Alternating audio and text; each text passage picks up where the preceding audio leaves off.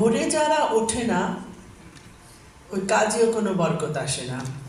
তো ভোরবেলা আমাদেরকে উঠিয়ে নিতেন, আমাদের বয়সটা 4-5 বছর, এবং উঠিয়ে আমাদেরকে বাইরে নিয়ে লেফট রাইট সৈনিকের মতো এটা আমাদের করা শেখাতেন।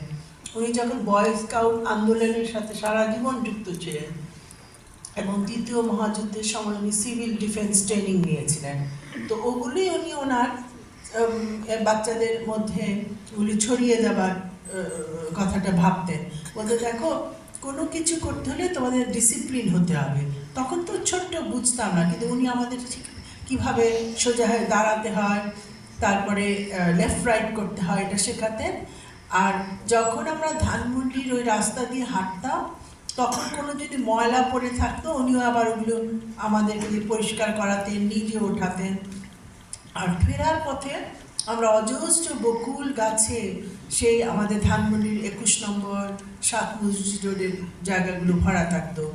আমরা আব্বুর সাথে ওই ফুলগুলো তুলে ঘরে আসতাম, ওটা দিয়ে আবার মালা গাঁথতাম।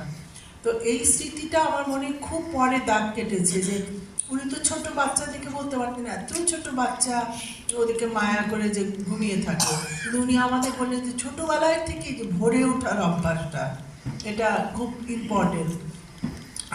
আর আরেকটা স্মৃতি আমার মনে পড়ে যে মানুষ তখনই ভালো হয় যারা অজান্তে ভালো কিছু করে, কোনো চাওয়া পাওয়ার আকাঙ্ক্ষা না করে।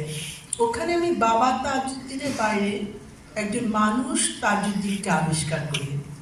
আমার বয়স তখন 1970 সাল, 9-10, আমার 70 সালে 12ই নভেম্বর একটা মহা ঘূর্ণিঝড় হয়, সেখানে বহু মানুষ মারা যায়, ঘর বাড়ি হারিয়ে ফেলে। তো তখন আমাদের বাড়িতে অনেক মানুষ আশ্রয় নিয়েছিলেন। তো আম্মা আমাকে একটা কি কাজে আমার বাবাকে ডাকতে বলছিলেন যে ও খোঁজো, আমি আম্মা খুঁজছিলেন।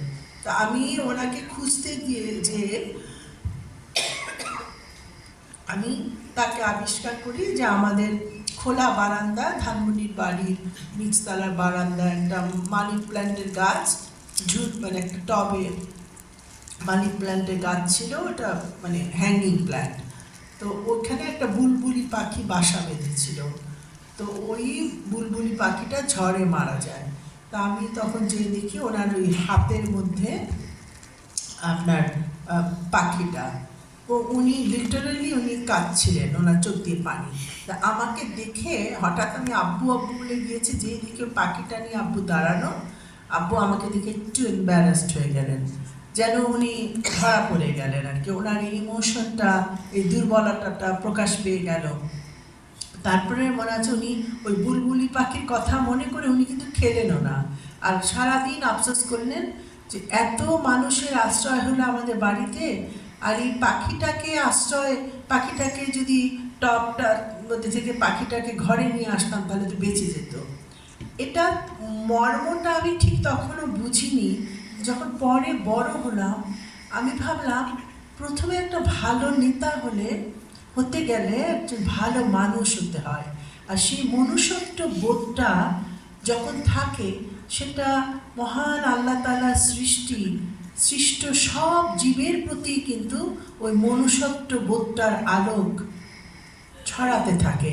তো তিনি এখানে একজন বুলবুলির আশ্রয় দেওয়া আর এতগুলো মানুষের আশ্রয় দেওয়ার মধ্যে তফাৎ করি পাননি।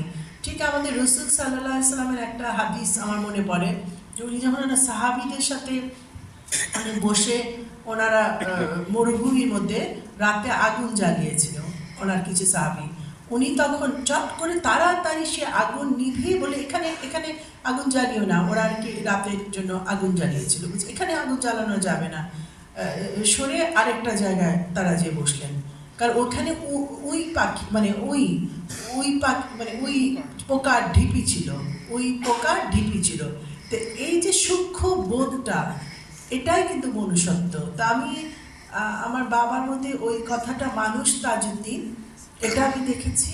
আর আরেকটা ছোট স্মৃতি হচ্ছে নেতা তাজউদ্দিনকে আবিষ্কার করা, যে মুক্তিযুদ্ধের সময় উনি যে একটা পণ করলেন যে আমি পারিবারিক জীবনযাপন করব না, এটা একটা বিশাল একটা ধনুক ভাঙা পণ ছিল, সেটা থেকে কিন্তু উনি বিচ্যুত হননি।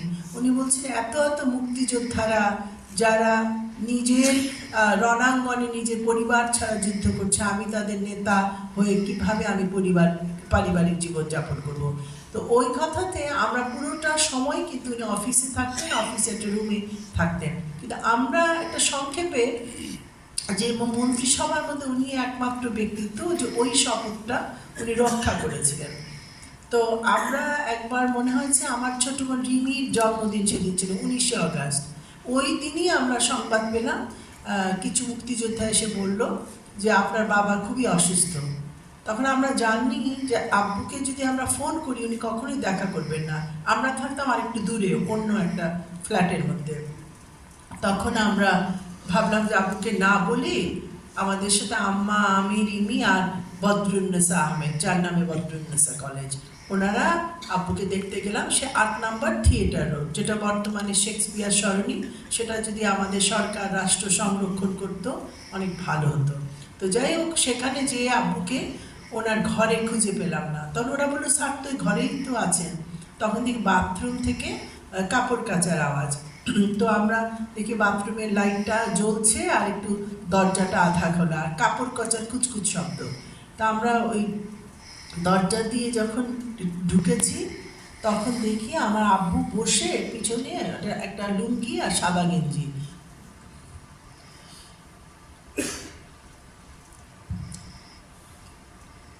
বসে উনি কাপড় কাচ্ছেন এবং আমাদেরকে দেখে হঠাৎ চলে এসছে। তো আমাদেরকে দেখে এরকম করে যখন টার্ন করেছে, দেখে আব্বুর শার্টটা, ওই সাদা গেঞ্জিটা একদম রক্তে লাল, ওখানে একটা ফোড়া হয়েছিল, জ্বর, তার মধ্যে একমাত্র শার্টটা কেচে নিচ্ছেন যে পরদিন সিনেটর কেনেডি উনি আসবে, রিফিউজিদের অবস্থা দেখবে, ওর মার্কিন যুক্তরাষ্ট্রকে জানাবে। উনি তখন রিফিউজি কমিশনের সভাপতি মার্কিন কংগ্রেসে, উনি সরেজমিনে দেখবেন। তো ওনার একমাত্র শার্টটি উনি কেচে দিচ্ছেন। আমরা অবাক হয়ে তাকিয়ে থাকলাম। এটা আমি আসলে একজন নেতাকে ওভাবেই আবিষ্কার করেছি। এই তিনটা স্মৃতি আমার